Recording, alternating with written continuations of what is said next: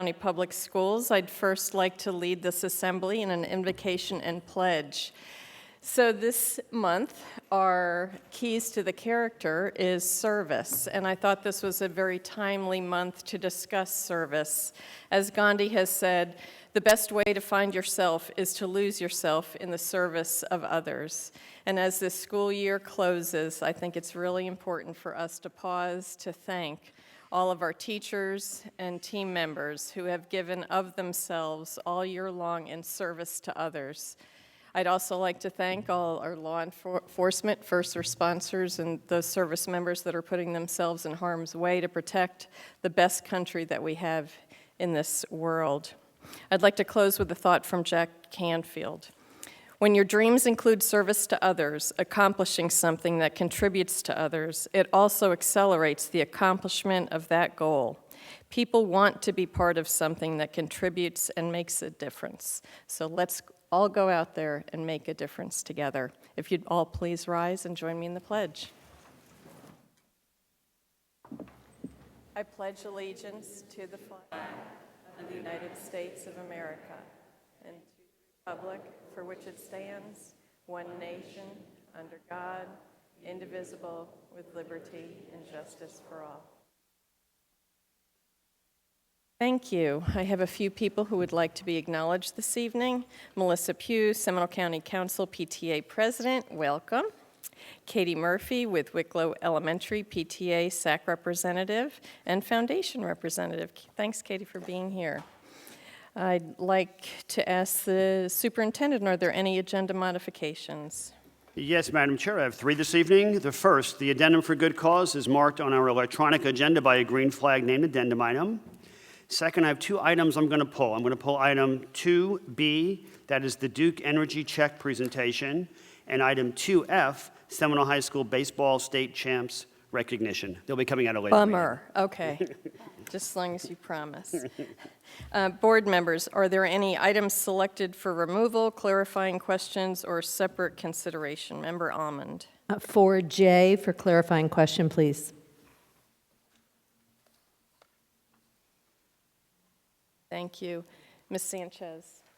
Madam Chair, 4BB for discussion and clarification. I'm sorry, 4B. Yes, 4BB. BB. Ms. Kraus? Yes, Madam Chair. Item 4AY for clarification, please, and discussion. Member Penick? Yes, ma'am. 4HA, please, for clarifying question.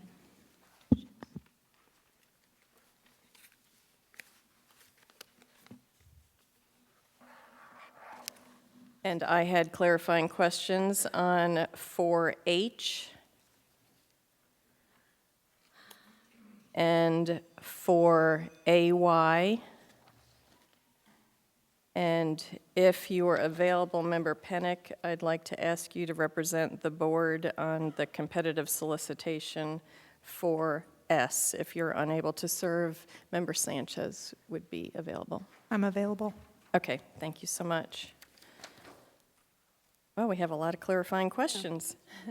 900-page board book. At this point in time, I'd like to ask for approval of the agenda outline. So moved. Second. There's a motion and second. Any further questions, discussion? Seeing none, all those in favor signify by saying aye. Aye. Opposed, like sign. Motion carries unanimously. Dr. Griffin, we have quite a few presentations. Yes, we do. Let's head down.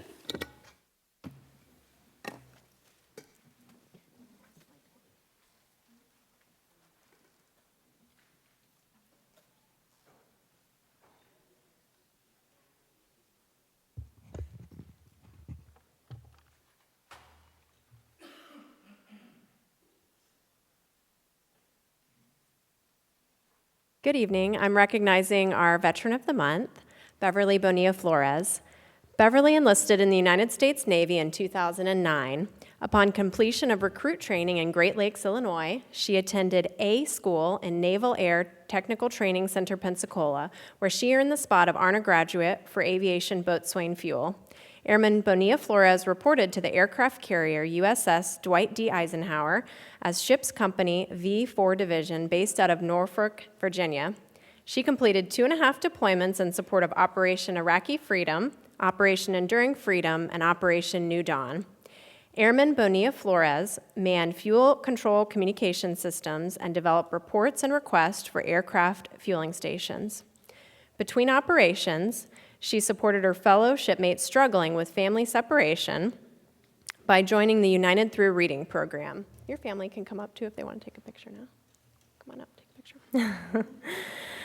Airman Bonilla Flores was awarded the National Defense Service Medal, Global War Terrorism Expeditionary Service Medal, Global War on Terrorism Service Medal, and Sea Service Deployment Ribbon. She also earned the Enlisted Surface Warfare Specialist insignia and Enlisted Air Warfare Specialist insignia. Once she returned from active duty, she swiftly put the GI Bill to work, earning a bachelor's degree in communication and master's degree in social work from UCF. She officially became a member of the SCPS family in 2016 as a school social worker. Beverly currently serves as a member of our team on the foundation, and we're so lucky to have her as our program supervisor for Take Stock in Children. Since joining our team, she's put an increased focus on serving students and providing relevant college readiness training, going above and beyond to connect students to resources in the classroom and in the community. She also volunteers as a counselor on the crisis response team for SCPS and was activated to provide counseling and support this March at Lake Mary High School. Her home family and also her work family and friends are here supporting her today, so thanks for coming. She resides in Castleberry with her husband and daughter Cynthia, who's going to start Lake Howell High School this fall. Thank you, Beverly, for your service.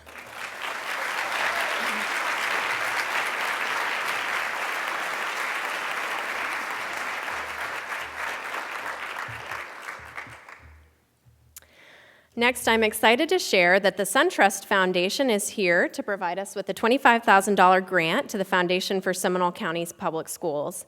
This grant will be used to support a program that Beverly works for, the Take Stock in Children Seminole program, which provides low-income students, you can come on up, with the opportunity to end the cycle of poverty with providing them with mentoring and support throughout high school.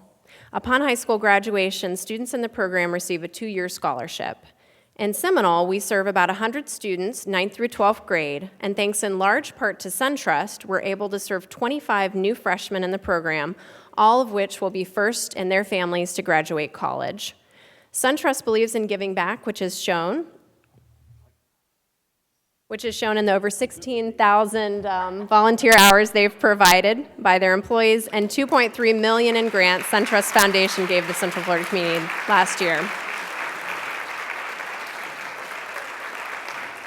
Thank you for your support, and we've got Sandy Hostetter and Josh McCoy with SunTrust here with us today.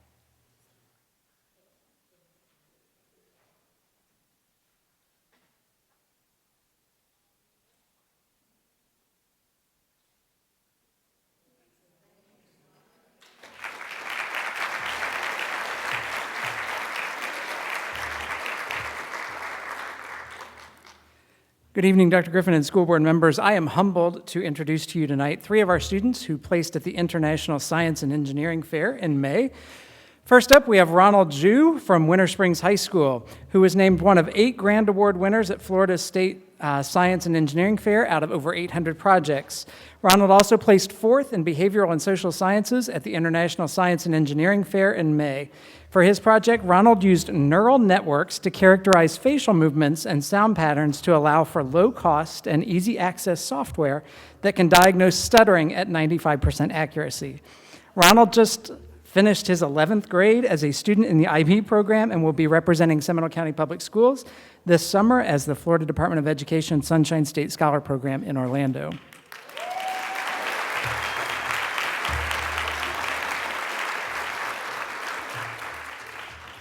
Our next student, Laboni Santra from Oviedo High School, was also named one of 8 Grand Award winners at Florida State Science and Engineering Fair out of over 800 projects.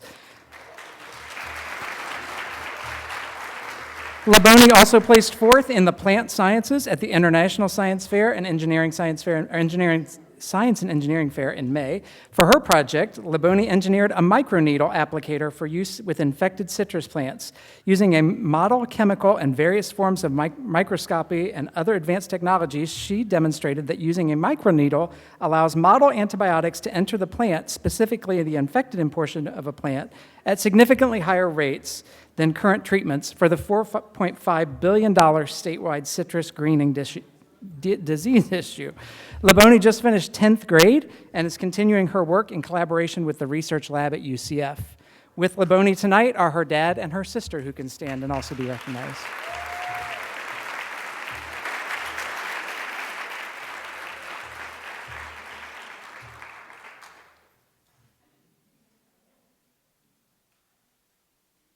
Takes a whole family. I can barely even read the paragraphs, so you understand why I introduced it as humble.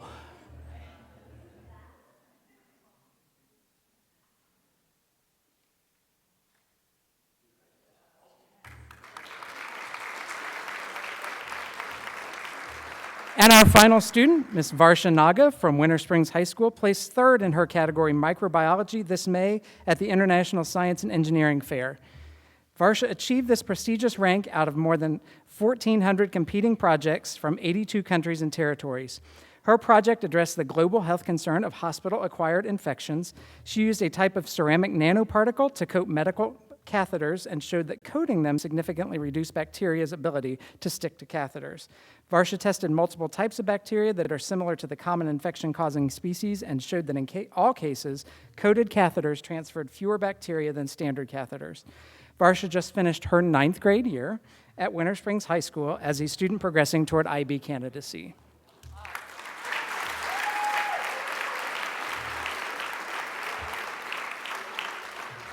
Here with Varsha tonight is her mom, who can also stand to be recognized. Come on down, you know you're going to get a picture taken too. And I also want to recognize Miss Rachel Novella, our district director for our science fair, who also supports these kids all the way through their state and international science fair experience. So Miss Novella, if you want to come up as well.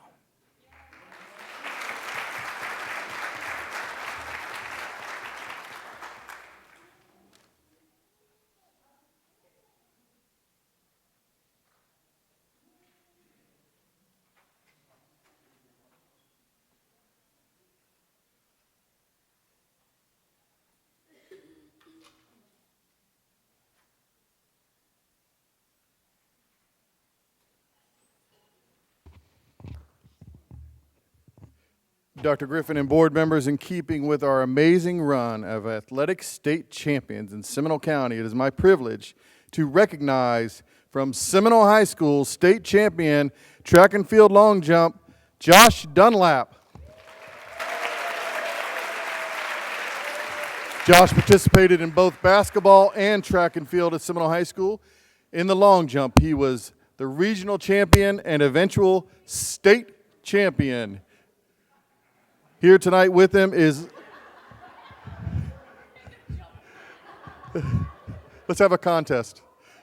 Here tonight, legendary coach Ken Brahman. And his parents also, come on up. State champion from Seminole High School, Josh Dunlap.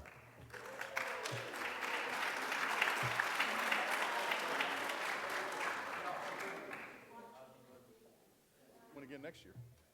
You can win again next year.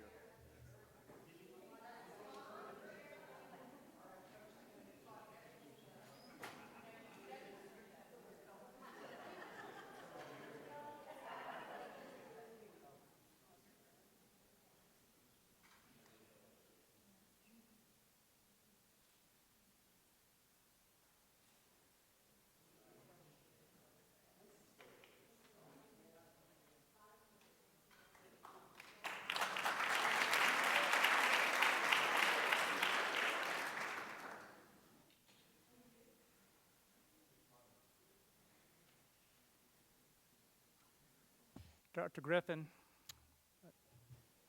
Chairman Calderon, and members of the board, before I call this next person and her team up, I'd like to put their award in context. There are 546 incorporated municipalities in this state, and counties and school districts. We put it all together, 546. There are over 1,700 taxing districts or districts in this state. Out of them, only 18 have won this award. And the award is Excellence in Public Procurement and Best Practices. Now, let me describe what this award is intended to measure. Now remember, when we're talking about procurement, we're talking about more than just purchasing. We're also talking about warehousing and surplus operations. There's a host of things that this department does. We all know Cheryl is a rocket star, and her team are all right up there with her. What the program measures is innovation. Don't hear that often in government. Professionalism, procurement, productivity, and leadership attributes of the procurement function. I think all of those define Cheryl and her team. So I'd like to ask Cheryl, Roxana Siaka, Holly Accord, Misty Schoenley, Lou Angel Louder, Tim Gibney, Bamika Nathu, Yanni Dominguez, Rob Cruz, and Mike Graver, who's not here, to please come up front. Come on, guys.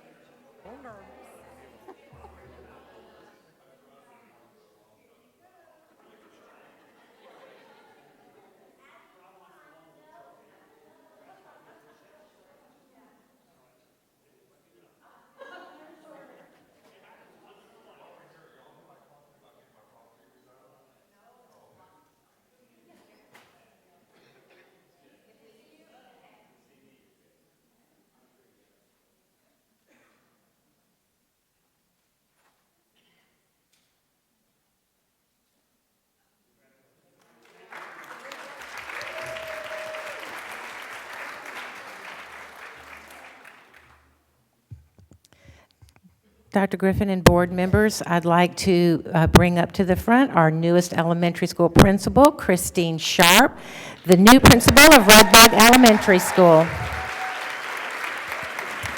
Christine has proudly served Seminole County for the past 19 years. She began her teaching career at Midway Elementary. She also worked at Bear Lake Elementary and for the Educational Support Center with math curriculum. Christine has been an assistant principal for 8 years, supporting Forest City Elementary, English Estates, and her current school, or her now previous school, Bentley Elementary School. You can tell she brought her fan club with her. With her tonight is her husband, Mike Sharp, her daughter, Sylvia, and her son, William, and her principal, Martha Garcia, is also here, along with a whole bunch of other supporters from many places, I'm guessing. Congratulations, Christine, and welcome to the principalship.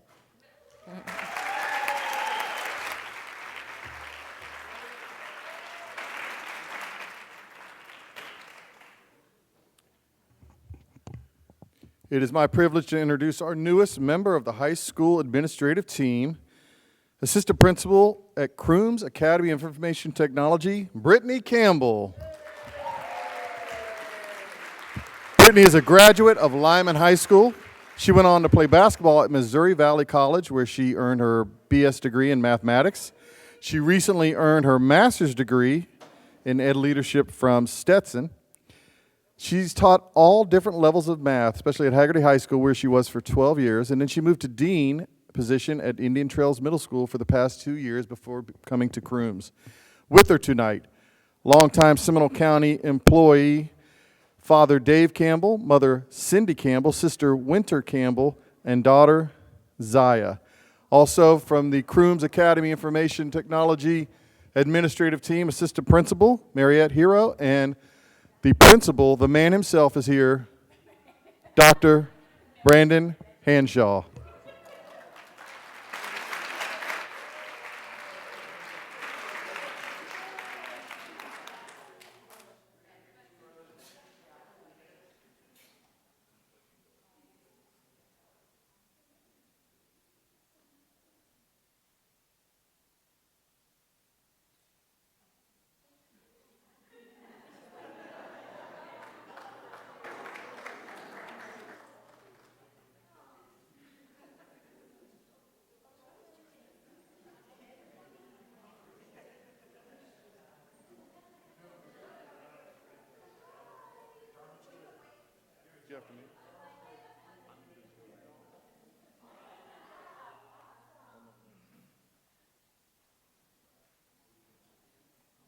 And another member of our high school administrative team, Assistant Principal, Lake Mary High School, please welcome Melissa Ayala Cruz.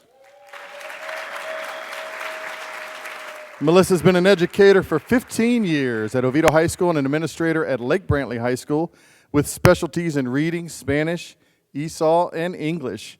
She has a bachelor's from UCF, a master's in educational leadership, and she attended the UF Instructional Coaching Institute.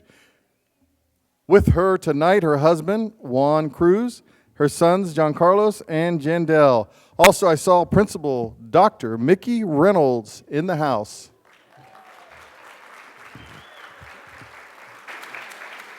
Congratulations, Melissa.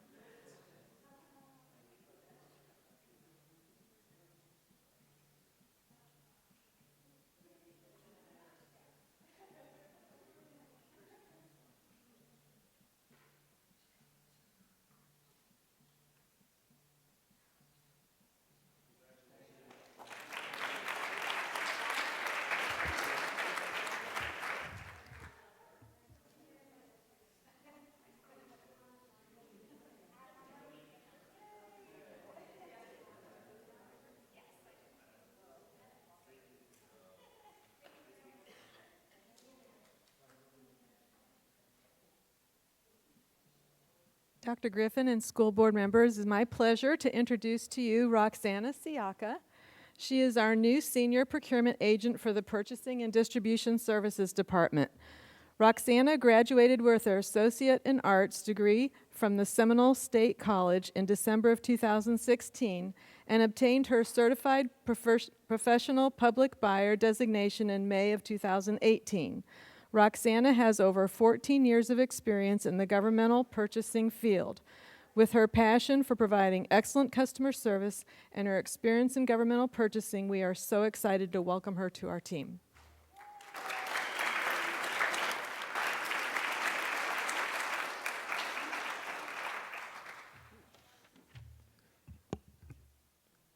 Good evening, Dr. Griffin and board members. Tonight, we'd like to recognize the Crooms Academy of Information Technology Business Advisory Council. The Crooms BAC is nationally recognized as an exemplar council by the National Academy Foundation. This dedicated group of individuals represent a diverse group of organizations such as Veritas, the National Center for Simulation, Lockheed Martin, United Data Technology, Motorola, AAA, and Siemens. They provide an array of support and opportunities for our students through junior achievement, job shadowing, senior portfolio interviews, internships, and of course, the Seminole County Tech Fest. Since 2005, the Crooms Business Advisory Council has awarded over $149,000 in scholarships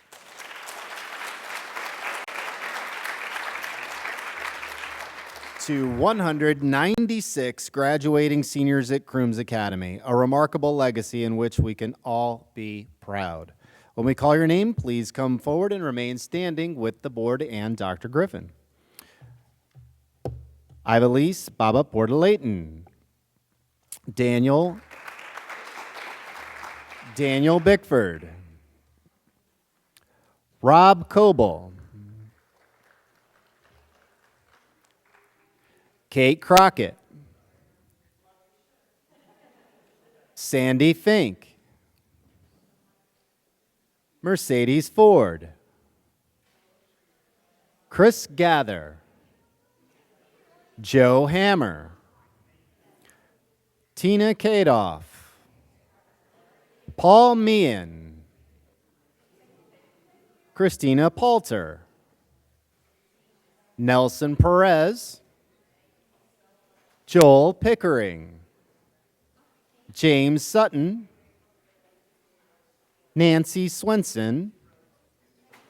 Sarah Tarico, Phil Turner, Eugene Weatherspoon, Faith Whittingham, R.T. Hillary, Mary Benton, and of course, Dr. Tina Calderon.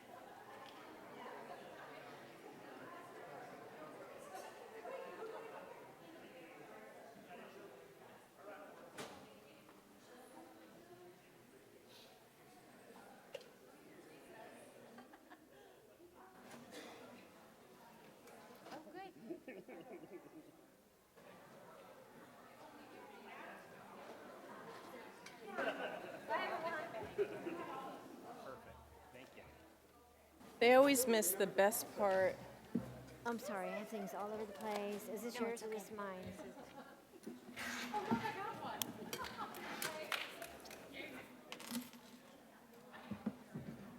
And now, board members, we'll move on to focus on student achievement. Good evening, board members, Dr. Griffin. Thank you evening. for allowing me this time to share with you some highlights from school counseling services over the last year. I'd like to begin by sharing with you about our uniformed approach to financial aid information at sessions and FAFSA workshops. We were able this year to provide marketing where we were showing all of the students and families in our district all of the different opportunities to attend FAFSA labs and financial aid information sessions, which ended up increasing our participation. So Seminole County is now #1 in the state of Florida for FAFSA percentage completion. And that translates to $3.8 million of Pell Grant for our students. And let me just interrupt real quickly. You know, I sit on College Board. It is the #1 determiner for opportunity for students by completing that form. So being #1 in the state is awesome for our kids. And you, Dr. Seminole Griffin. State College has committed to continue on with this partnership because they are a Yes. great partnership for us. Absolutely. TRIO from Seminole State has been awesome. And to continue in the vein of financial aid, we have provided a district centralized scholarship website for students. We had heard that, students sometimes are already under a lot of stress with applications and scholarships and things like that. So we now have a one-stop shop where students can go to our district website. They're able to access not only scholarships specific to their schools, but scholarships available to students in the district nationwide, as well as the FAFSA form and our foundation application and our Bright Futures application for the state. We wanted to focus on career and industry this year as well, so we had industry-based field trips for students to Seminole State College in the areas of health sciences, engineering, and then we also did building trades, construction, and interior design. And the visits were different because the students actually had hands-on time in the labs with professors and were able to really see the behind the scenes of what those careers look like to make more informed decisions for themselves. And we also wanted to highlight student voice this year. So we developed a college career planning survey, and we piloted that survey at Lake Brantley High School and Lyman High School for juniors. And through reviewing the data, we were able to determine the needs of our students and ways that we can move from just doing rote credit checks to having pathway planning meetings with students and having meaningful conversations for them as they prepare for post-secondary and also engage in other activities that are available in courses and curriculum in our district. And with our senior exit survey, we know that usually when students take this survey, they're gone by the time we really look at those results, and so it's hard for us to actually have an impact on them once they take that survey. So this year we added a question on there asking students, do they have any questions about orientation, registration, any other questions they may have, and with our partnership with TRIO, we were able to host 4 information sessions for students after the survey was completed so that they could go and have those questions answered. We are doing something for our transitioning students as well that are transitioning from 8th to 9th grade in the transition program. This July event is Enrich, Explore, Emphasize, and it's meant to complement the transition program that students participate in June. And we are going to talk about future-ready skills, career exploration, how to navigate high school, not just academically, but socially as well. And we're also going to have mock interviews, resumes. We just want to make sure that students are prepared for that next step for high school, and we have counselors that'll be working with them and preparing their schedules to help them with career interest and making sure that they're in industry certified classes. With counselors, we know that there was a need for more professional development, and so we also wanted to open the lines of communication so that they were abreast of all the opportunities in the district as they serve their students. So we developed eCoach, which is educating counselors through orientation, articulation, coaching, and helping. So as a part of eCoach, we provided orientation to school counselors this year specific to their role. We have our quarterly meetings where we were able to shift the focus and provide them with professional development, best practices, and articulation between middle and high and elementary and middle school.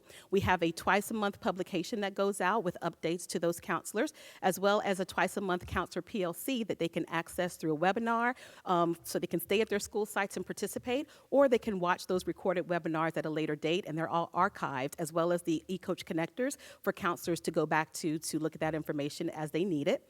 And then we also have our Counselor University this summer, which are experiences for counselors. So they're working alongside students in our CTE camps, like Aviation Camp or Modeling in STEM. They also are participating in webinars. They're participating in other types of training, such as Wellness Recovery Action Planning or QPRT, which is Question, Persuade, Respond, and Treat, which helps our students in crisis. Mental health was a major focus this year, and school counselors received a number of trainings, as you can see, related to mental health services. And we have played a role in the process, doing things anywhere from processing the new entry forms to providing Tier 1 or Tier 2 supports to students, making referrals to district and outside resources for students, and participating on the threat assessment teams at schools. And some of the observations that we noticed as school counselors worked with mental health and school safety is that this is a critical thing that we have to do to support our neediest students. And it's reactive and it is time sensitive. So we do have to find a balance so that we can continue to provide pathway planning and proactive services for students as well. So it is our hope as we go forward and more of the preventative programming is developed in Tier 1 that we'll be able to strike that balance as we're working through this new mental health plan with our district. And then we are revising the comprehensive plan for school counseling. We think it's time. It's been since 2008 that we've had a revision, and we want to make sure that the plan reflects counselors having time for meaningful conversations with students being at the center. And we also want to provide proactive programming for students in academics, college and career, citizenship, personal, social. And we want to make sure that everything we do as school counselors supports the vision, mission, and strategic plan of our district. And so the first step we have taken is to develop a new vision for school counseling. And the vision of SCPS school counselors is for all students to articulate a meaningful pathway promoting a life of learning, balance, and personal growth. Thank you. Thank Thank you. Any you. questions or comments? Love it. Ms. Almond? Thank you. I really appreciate your overview, and I wonder if you're getting feedback from your counselors, since there are so many mental health counselors now to help support. Are they feeling a little less burden on their shoulders? Well, the services More we support for the provide kids. are different. I think that we love to have the district mental health counselors because we now feel like we have a known, trusted resource to provide services to our students, and they have such a great relationship with those mental health counselors that are assigned to their schools. And so it gives us a partner in this work, I would say, and that's something that's greatly appreciated. Thank you. Thank you. Any other comments or questions, board members? I just want to publicly thank you for your leadership and your work. I mean, this is a total rewrite, and I, for one, if I was a counselor in our school district, I'd be jumping up and down, because I think this is what so many of our compassionate and passionate counselors want to do, is to help students. And I think in past years, we've gotten burdened with some paperwork, and they weren't able to have as many interactions. And thanks to your leadership and your vision, I just want to publicly thank you for that. Thank you very much. I appreciate it. so much. Thank you.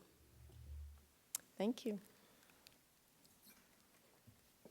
Okay, moving on to our consent agenda. We have a few items that have been pulled for clarifying questions or comments. The first is 4H. Ms. Pennick and myself had some questions, so Ms. Pennick, go ahead. And I'd like to call to the podium, if I could, Mr. Kelly.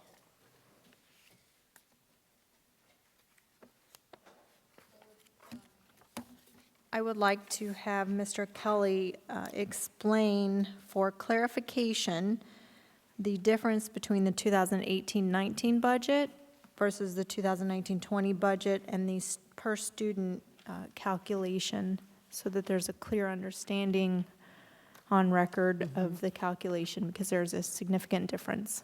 There is, and if you wouldn't mind, I'd like to just hit 2 points then as we do that. Yes, please. The first point is, in terms of flexible money, we did receive a 1.7855 or 1.79% increase in funding. But when we hear and we read in the newspaper all these articles about how much in additional funding that we've received overall, we've heard numbers in the 3% range and a little bit more than that sometimes. There's a problem with those numbers, and that is in the 2018-19 funding formula, it shows us receiving best and brightest. A little over, gosh, what is it, $6.5 million, quite a lot of money. Last year, they didn't include the best and brightest in that formula. So when we look at the comparison I have in my budget, and that's been presented statewide and in the newspapers, best and brightest isn't mentioned. And yet for Seminole, that was $8 million we received last year. So when you look at what we received this year in funding compared to last year in funding, it's not the increase that's been represented. It's actually less than a 1% increase in funding on a per student basis. One of the big challenges we have, of course, is educating the public about how our funding works, and it doesn't help us when that kind of misinformation is out there. Thank you. Well, we must have been clairvoyant, because I was going to ask the question in a different way, but I do know through media outlets and through certain individuals around town, they've been touting this as the largest increase in educational funding ever.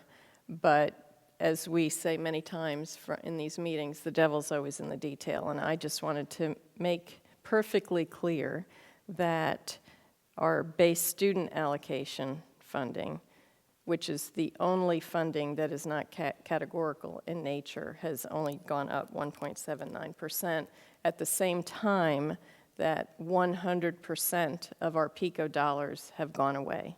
So for a district that would get millions in the past, we now have $0 in PICO funding. So let the community know that we're not floating in the money that perhaps some people might think we are. Madam Chairman? Where did our PICO dollars, where were they assigned? 100% of the PICO dollars for public schools went to charter schools.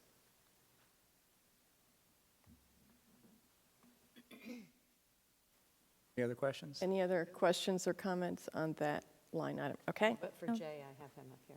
Okay. Yep. And moving back to thank you for not moving, Mr. Kelly.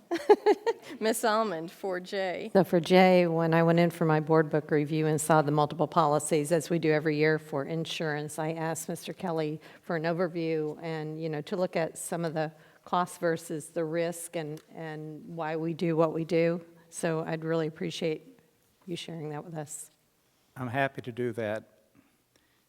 We're a big organization. I mean, it's obvious. But many of you may not realize how much in assets we actually have. We control over $2 billion in improvements to real estate. That's buildings and fences and stadiums and pools. If we try to buy insurance, property insurance, let's begin our first conversation with the cost versus the amount we can, the cost of what we have to replace versus the amount we can afford to buy in insurance. I don't know of a way we could afford to buy over $2 billion in coverage. It's not like when we buy our property insurance on our house, our homeowner's insurance. I fully insure my house to the full value of the replacement cost. We can't do that. So what we do instead is each year we pay a company to project what the probability of a loss is for us. And we decide at what probability level we're comfortable. So we're very conservative. So we've elected to buy $90 million in property coverage. That's around a $500, 1 in 500 year storm. Now that sounds wonderful. 1 in 500 years is a pretty rare event. Of course, in the year that happens, that would be, if we had the kind of damage that would be awful for us.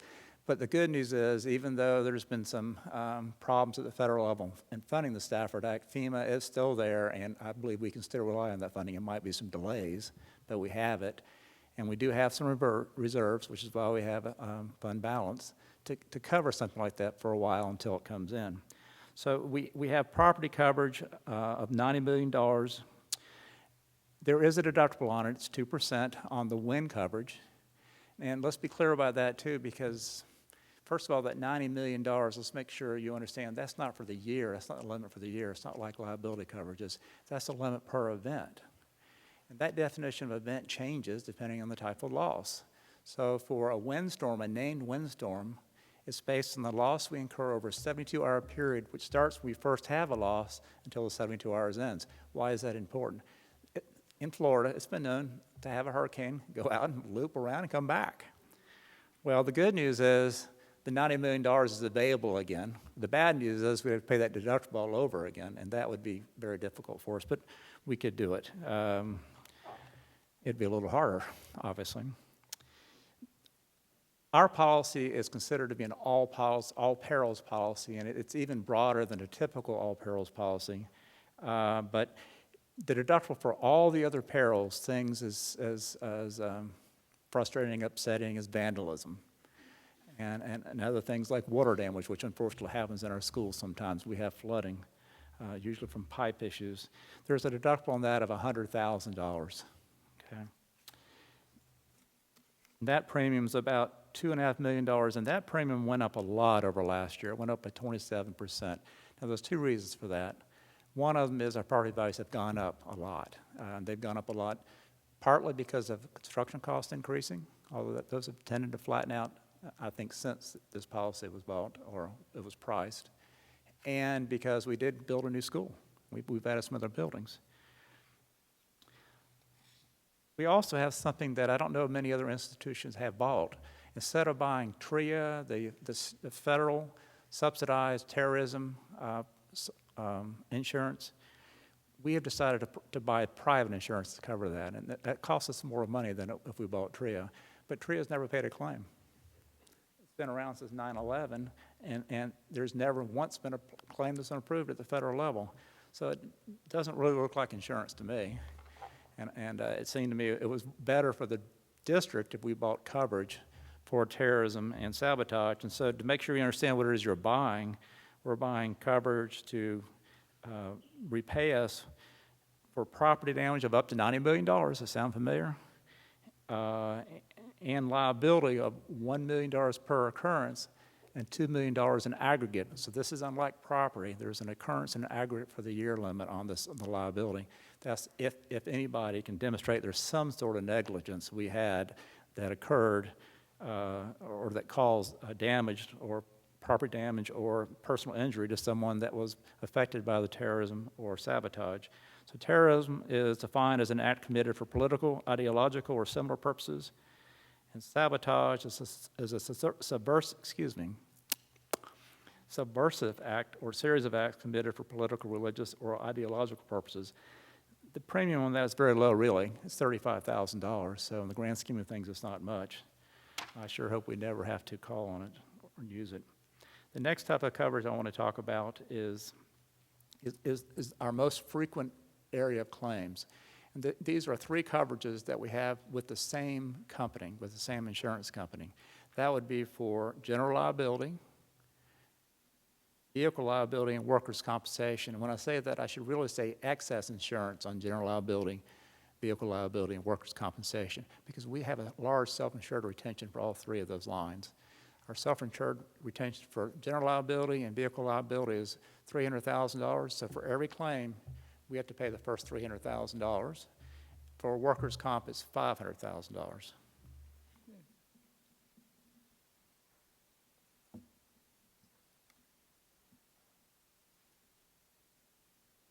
The next coverage is one that it can be a little more difficult to describe, and I have to always stop and think about this one before I talk about it.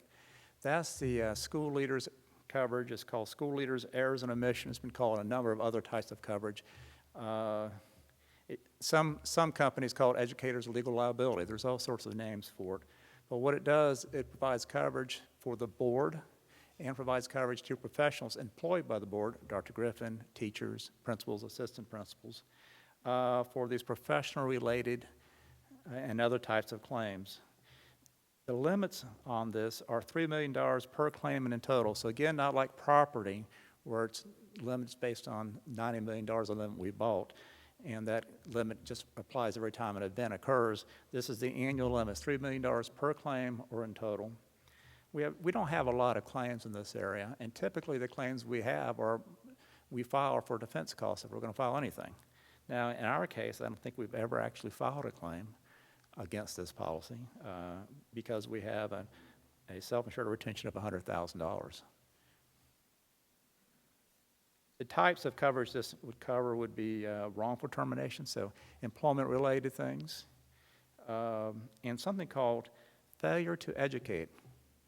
And that could be a situation where a child has attended our schools and maybe he's in a special program for, let's say, math, thinking he's going to be a physics major somewhere, and or a pure mathematician, and he goes to school and doesn't pass the program, and the parents or the child assumes that we're at fault. That would cover us against that kind of claim.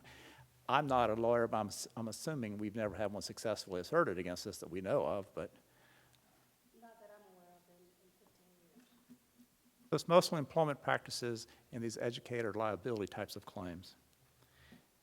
We have storage tanks liability, which I won't go into, but that one's kind of obvious. That has to do with pollution. The next two I do want to focus on because they're interrelated and they're a little confusing. I'm sorry, this is going on a while, but crime and fidelity and cyber insurance. The crime and fidelity covers the actual loss we would have from somebody committing a crime, like fraudulently transferring funds. So if one of my staff who does transfers, and Dr. Griffin frequently asks me about this $2 million item, this $9 million item, does a transfer and it doesn't end up in one of our bank accounts, but rather ends up in one of his or her bank accounts, this would cover that. Now, when I say that, I'm exaggerating a little. There is no more difficult policy out there to substantiate than a crime policy, than a crime loss. One of my first experiences as a young CPA was trying to substantiate a crime loss. I wasn't successful. And I've since learned that it just doesn't happen. So it's difficult to get reimbursed for these claims whether they're small or large. And it's because it's so difficult and so expensive, we decided to go with a large deductible. This is $500,000. Excuse me, that's not right. It is $500,000, but we increased the limit to $10 million a couple of years ago. Because if we're going to have something big that we want to pursue, it's going to be a transfer, and some of those transfers are really quite large. Yeah, Dr. Griffin's nodding his head. He sees these things now. Cyber crime and issues like that have become increasingly more important. So this coverage also includes social engineering fraud, and that's an email type related fraud frequently. That's probably the best example. That's where let me see if I can read this too, because it's a little difficult for me to precisely state it. It's the intentional misleading of an employee by a person purporting to be a vendor, client, employer, or authorized person through the use of communication. So when we get an email from somebody out there, like saying they're Microsoft support or whatever it is, if one of us gets taken in by that email and gives out passwords we shouldn't, and we suffer a loss, that will be covered under social engineering fraud. Now let's contrast all this with cyber liability. Cyber liability covers direct loss of funds due to a network failure. It's a little different situation. And our limit on the crime, as I mentioned earlier, is $10 million. On cyber liability, it's $3 million with a deductible of $500,000. We also have medical professional liability. This goes on and on and on, doesn't it? Medical professional liability, but we have so many employees provide so many services, including medical-related services, we felt it was necessary to provide that coverage to them. There's a little bit of a problem with this coverage this year in that for the first time ever, they've excluded a certain class of drugs that our nurses administer to students. They would include things like codeine and opioids. We're trying to get that exclusion waived. We're in the process of work. We've reached out to schools. We're trying to get a handle on what their procedures are, and we're hoping we can get that waived because we never had that exclusion before, and we really don't think there should be one in there now. It covers occupational speech therapists, nurses, speech language pathologists, occupational therapists, psychologists, clinic assistants, classroom assistants. It just goes on and on. Athletic trainers, social workers, the whole works. The premium, that's about $21,000. Not a terribly expensive premium, but if we ever had a claim, we'd be happy we had it. The last one we don't have yet, and I'm not sure we're going to have it. Probably we're in the process of reviewing it now. Dr. Griffin and I talked to you about this a few years ago, and we're looking at it again this year. This is something called active shooter coverage. Now, active shooter coverage, I'm not talking about coverage against, I'm not sure how to even describe this, somebody coming in and shooting at the school. In a sense I am, but really what I'm talking about is coverage for all those other damages that go along with it. Maybe helping with medical bills for a student or teacher that got injured, or paying for property damage that occurred because of this. Or this doesn't sound like it'd be a big deal, but the PR loan could be extremely expensive, and it would pay for the public relations part of it. They'd bring people in that could help us with that and help Dr. Griffin and you, Dr. Calderon, with how to respond to a network coming to you with questions. So and what's interesting about this is it turns out this coverage is really quite good. A few years ago when I looked at this, it wasn't, I didn't think, and we felt that it wasn't well defined. We couldn't really figure out what we were buying, but there's been enough of these shootings lately, unfortunately, until we have a handle now on what will be paid. And right in the Fort Lauderdale airport, they just had that shooting. The risk manager down there told us that he was amazed at how well his coverage stepped in and paid. So this is coverage we're exploring. The prices run from about $27,000 for $1 million limit, which to $62,000 for a $5 million limit. On the surface, those ranges look good, but to have the price go up that much for that increased limit tells you the insurance companies really expect to pay on this type of claim. This is the kind of claim that when it happens, they're going to pay. That's a really big change in premium. Normally when you increase the limits, the amount of premium doesn't change hardly at all. But in this case, it really does. That's probably more than you even wanted to know. But I'll be happy to answer any questions you might have about Is that. that what you wanted to know, Mrs. Holman? Yes, thank you. Any other further questions or comments, board members? Thank you very much. Very Thank you, thorough. Mr. Thank Kelly. I you. appreciate it. And moving on to 4AY, Mrs. Kraus. And if I could call to the podium Dr. Cody and Mr. Sean Gard-Harold, please.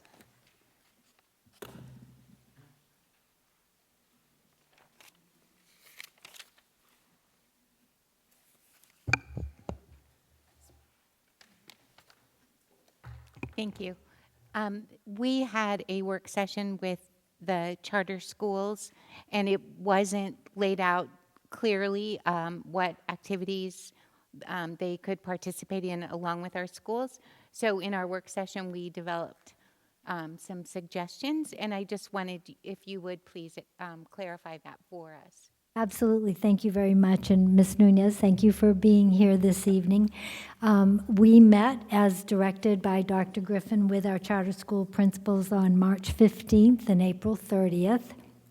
We summarized those meetings, and Ms. Nunez had a request for 3 additional items that charter schools be allowed to participate in. So in the board book, you'll see the organizational structure that Mr. Gard-Harold and his team developed, and it's on packet page 700. And so some of the activities that we discussed were invitational. And so we gave the contact information so that if the charter schools were interested in those activities, they would contact the sponsors because we're invited to those. And so we wouldn't share that invitation. That would be up to the sponsor to do that, so they have that information. And then we have district-sponsored events that we all agreed charter schools could continue to participate in. Then we have additional district-sponsored events, and again, our recommendation in the charter schools were okay with not participating in those. Those are really school showcases that we hold. And then on page 701, we have 3 events that we had a special request for, and we agreed charter schools, pending your approval of this recommendation, could participate in and would pay the fees that would be required for that participation. Mr. Gard-Harold, anything else you want to share? Thank you. That answered, clarified my Don't go anywhere, I have questions. On the first section under the invitational, since obviously those are not our events, those are the other organizations have events, I just wanted us to be totally transparent and clear with the charter schools that we would not be providing the mechanical. Right, the easels or setups or because things that I know we need. don't even have enough for our own students, so I didn't want it to be misconstrued. As we found in our work session, there was communications going back that people thought things, and so I just thought while we had those conversations, I wanted to be totally transparent. And then under the district-sponsored, which charter schools wouldn't participate, we wrote about the elementary math festival and such. And even though we currently don't have any high school charter schools, we might have some middle school students taking high school math classes. I don't know. But I just wanted to be totally transparent, again, that we might also want to list our high school math competition, because I know we all go to the awards ceremonies every year, and we do have some middle school brilliant mathematicians that are taking higher level math courses, so I just wanted to be transparent on that. And then I had a question on page 701 for the district-sponsored no advancement, the music festivals. It was my understanding, and I don't know, Mr. Gard-Harold, if you have the numbers, that we've actually been at capacity of some of these things, that we wouldn't even let traditional public school students participate that wanted to. Is this going to be looked at every year because we're growing in population in charter schools and public schools, and at some point in time, I think, without having multiple concerts, we wouldn't be able to So the intention of this is that this would be an annual revisit between the district and the district charters, because each of these events, we understand that things will have to change. Like you said, if we end up with a high school, we'll have to reevaluate all of our high school programs. So yes, this would have to be reevaluated every year. So in particular, when you're talking about the Elementary Music Festival, right now we end up with every school gets to nominate X number of students, but then what happens is those music teachers that coordinate that event sit down and say, okay, we're going to give this many seats to each of these schools. They try and do that equitably, so a little bit larger school might get a few more seats than a school that maybe has fewer students. So are any of our traditional public schools losing seats if we are welcoming the charter schools, or do we still have capacity on the stages at this point in time? Not at this time, because Galileo has been the only charter school to participate at this point. If we do have other charter schools that wish to participate in the future, we'll have to reevaluate. Okay. And so, Dr. Cody, thank you for convening those multiple meetings. I know, again, it takes staff a lot of times to get the data.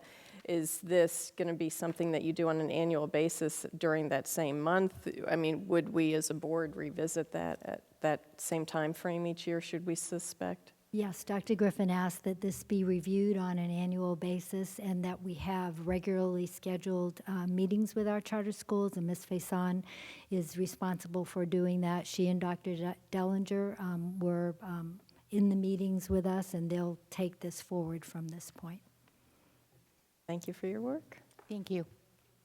Any other questions or comments on that one, board member? Okay. And then, Ms. Sanchez, you had a question on 4BB. Yes, I would like... Godrow, if you could come to the podium first, just a second. Thank you. Hi. So I basically would like to have some clarifying information on 4BB, on the dress code or the student conduct and code book, when it's going to be revamped and reevaluated. Sure, I'll be glad to give you some information. So the student committee has a final draft ready. We finished it, I think, end of April. At this point, what needs to happen, the executive directors haven't seen it, the principals haven't seen it, county PTA hasn't seen it. So the next step is to go through some of those adult committees and persons to see what the revisions that the students made or how they're going to sit with the people that are actually on the campuses and some of the parents and parent groups. Okay, super. I just would like to see some sort of consistency between all schools. You know, some schools allow, you know, cap sleeves where other schools may not, and I just want to make sure that we're all on the same page here. Yeah, the students actually did a great job of making sure that what's in the dress code is enforceable, but it's relevant to things that are being worn nowadays. They did take a couple, they went out on a limb on some of it, so it'll be interesting to see how it goes. But I told them I'll support them, and then we'll go through the process with the other groups and kind of see how it ends up. Great. Thank you so much. Appreciate it. Mr. Godrow, what would be your time frame to come to this board with an updated dress code? Because one of the comments I made in my board book review, I know board members, you all read it too, but I know a few years ago we really struggled with our policy with sunscreen, and we know there's such a large, you know, increase of skin cancer, and one of the things we outlaw are sunglasses, and for some, especially those with blue eyes, I mean, it's not healthy for us not to have the sunglasses on. So I'm really glad that we're revisiting it, but I don't know what the time frame would be. I'll have all of my work done probably by the end of the first 9 weeks. It will come down to then a matter of, do we want to re-advertise the code of conduct to get it in there at that time, or do we want to wait till the natural revision of the code of conduct and do it at that point? Okay. Because that'll obviously be in a quarter of the way through the school year, so Right. making a change right then, you know. Understood, but I think we could at least launch a communication plan, you know, or any input from any of you, I think would be Exactly. welcome at any time from Right. Mr. There's Godrow. one area I was looking at when I was in my board discussion was, you know, aggression versus confrontation or the fact if somebody is videoing a fight or something like that, that there's wording in there that we could possibly use to make sure that anybody that's putting something on social media should also be held accountable, as well as the person is either bullying or harassing another child. So, and rather than getting somebody help. So, thank you. Anybody else have anything with that? No, I would just ask if you'll report back to us when you have a rough idea. I'm sorry, I couldn't hear If you could report back to us, to the board one, Jen. On the code of, or the dress code status? Yes. Absolutely, yeah. Thank you. Yeah, I'm actually excited to go through it. I've been working with these students for a while, so I'm excited to go through it and let I'm the only adult eyes that have seen it so far, so I'm excited to let some other adults see it and put kind of you see in what they charge. say. Yeah. Maybe Yeah, I we can think have like a little fashion show. I did put in there that we will be wearing shorts and tank tops at cabinet. Thank you. Have a little fashion Oh, I want to see that. I don't. Board members, you're spot on with having done the dress code, the last iteration of it. It's really important to get it vetted with all groups, and you need probably 2 9 weeks or 3 9 weeks to really market it. I remember when we had kids do posters, and it just really got the word out there. Yeah, because we want parents to know long before they go shopping. I remember that was the whole thing last time. Great. Dr. Griffin, do you have a recommendation on our consent agenda? I do, Madam Chair. My recommendation is that the consent agenda be approved as presented. So moved. Second. There's a motion and second. Any further discussion or questions? Seeing none, all those in favor signify by saying aye. Aye. Opposed, like sign. Motion carries unanimously. Dr. Griffin, do you have student disciplinary disposition recommendations? Yes, I do. My recommendation is that the School Board of Seminole County approve the student disciplinary recommendations for May 28th, 2019 and June 3rd, 2019. So moved. Second. Motion and a second. Any questions or comments? Seeing none, all those in favor signify by saying aye. Aye. Opposed, like sign. Motion carries unanimously. I don't have any public comment forms at this point in time, so we'll move on to superintendent's report. Okay, my items are read-only items. Thank you so much. And now we'll move on to board member committee comments. Vice Chairman Almond. Okay, so I'm not going to mention too many items that we all went to. That way, all of you have something to talk about. Wicklow Elementary had their Aladdin presentation, which was different than some of the other Aladdin presentations that we visited, but they also did a nice ribbon cutting there and recognized their Disney Dreamer doer, so that was really, really nice. I appreciate that their budget was very limited, and they were very, very creative with what they did. Leadership Seminole Class 25 graduation. Congratulations to Abby Sanchez and to Sean Gard Harrell for graduating the class. And congratulations to Wendy Brandon for being recognized for being a legacy leader. Let's see.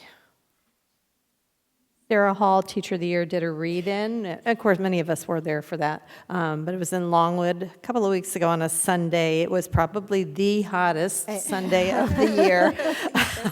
Oh boy, bacon on the sidewalk. But it was a great event and a nice showing from the community, and thank you to Scholastic for providing books for all the students that showed up for that. Sheriff Lima has been going around talking about opioids. I saw him twice last week talking about it, and each time I always pick up a little bit more information, and he's working really hard to help rehabilitate people rather than convict people of crime. He knows that there are issues related to addiction and mental health there too as well. Amy Pennock, thank you for inviting me to sit in your place for the planning meeting at Lyman High School for construction trades and automotive. That was really an awesome morning, and I hope that when we do the other school projects, we're that in depth with the process as well. And today I went to the Summer Gifted Project Elevate at Lair Elementary. So they talked about academic discoveries and adventures for gifted enrichment, and those kids were having an absolute ball. They did some dioramas on the classroom of the future.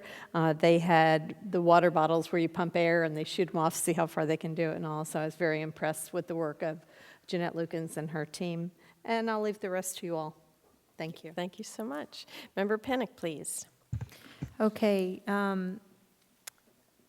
We all attended graduations, and it was my first being up on stage, and I Oh. just thought it was amazing. I felt like a proud mom of hundreds and hundreds of students.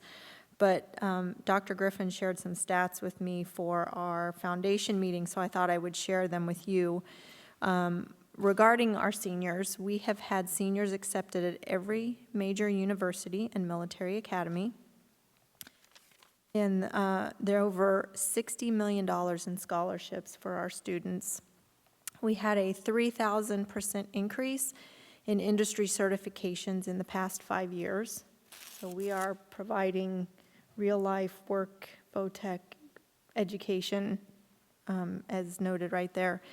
And FSA scores are starting to roll in.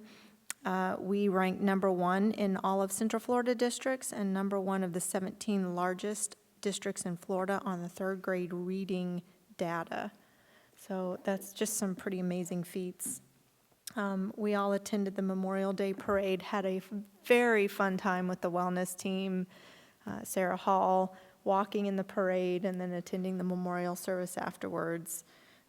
We had our foundation, the SCPS Foundation meeting 2 weeks ago. We had a changing of the gavel, and just want to recognize that David Sprinkle is our new chairman of the board. Awesome. So Very nice. look forward to a new year with new leadership going forward. And that's all I'll say. Great, thank you so much. Member Sanchez, please. All right, since you guys covered a couple different things, first I wanted to mention that our SCPS Community Leadership Academy is still open, so if anybody is interested in participating in the academy, you can apply online. Just go to SCPS. It's a wonderful program. You can see our schools and see all the wonderful things that we have going on in our schools. My reports for my committees, Business Advisory Board, Mr. Rinaldi and I went to the facilities, and Kim Dove did a great job, and all the other facility leaders took us around. We learned so much about the different things that they do during the summer, with checking the fire extinguishers, to making sure our air conditioning units are set at the proper temperature so we're not overcharged. I think would be a great idea if we have Mr. Rinaldi, if we possibly have a chance to introduce it to the public or at one of our next meetings so everybody can understand maybe the facilities lease agreements and why we're having to charge maybe a little bit more money, because it is expensive to maintain, and we're always going back and forth because we use two, Duke and Florida Power and Light. So it's extremely important for everybody to understand that. And the things that they do during the peak hours is unbelievable. Cleaning the floors, disinfecting our buildings. I learned so much from just that short meeting that I didn't know, so I think it would be really beneficial for everybody to go through that. The Take Stock in Children meeting, we're still getting more mentors. We're in transition right now. They just took their first trip this week to 2 universities. Next week will be 2 more universities. And we even have some backup mentors as well, but if anybody's interested, I'm always going to say that. So appreciate anybody that wants to mentor any of our students. Of course, I want to, the Foreign Exchange Forum, Dr. Calderon and I, and along with Dr. Griffin and some others in here too. Thank you, Mrs. Cardona and everybody else with the Foreign Exchange Forum and all the parents and families that have helped with our students coming over. We learned so much from them. We asked them all kinds of questions. What did they get out of our schools? What did they feel was something that was beneficial? What do they think that we needed to work on? So we really enjoyed their input. I also had an opportunity to go to English Estates. I think it was the second hottest day of the year, and it was like 7 o'clock in the morning. I needed to learn the word no. Pulling weeds and harvesting, getting rid of all the plants that we all had seen, all the vegetables and fruits, so I had a ton to take home. My kids were like, what in the world are you doing? So that was wonderful. Also a shout out to Wekiva. Their PTA and SAC had an amazing dinner celebration. where we all went, and they gave awards out to each other, and it was at the country club, and they invited me to see everything that was going on. And then Ms. Allman and I had a chance, I think it was during this time, for the Tools for Teaching drive, and with some of our business partners. We'll be having these posters around, and if anybody's interested in donating to our tools for Seminole County Schools, you can also contact Becky Miller, so many names. And we'll have all these around too, so you can pick up items for those schools. And then our Seminole Cultural Arts Council is having a bowling night, and they are going to be working more with our schools and giving us more money to our schools, so we're working on that. And Ms. Lane, so we can see what we can do to get more involved with the arts programs in our schools. So they're having a bowling night June 30th, and I'm going to leave everything else up to everybody else. And the last thing I want to say is the Allie's Hope Foundation went really well for the golf tournament, raised a lot of money for mental health, and I serve on that committee. And one of my favorite parts of Lake Bentley's graduation was one of my past students, Kyle. Nobody knew he was going to, he has cerebral palsy, and nobody knew that he was going to walk across the stage.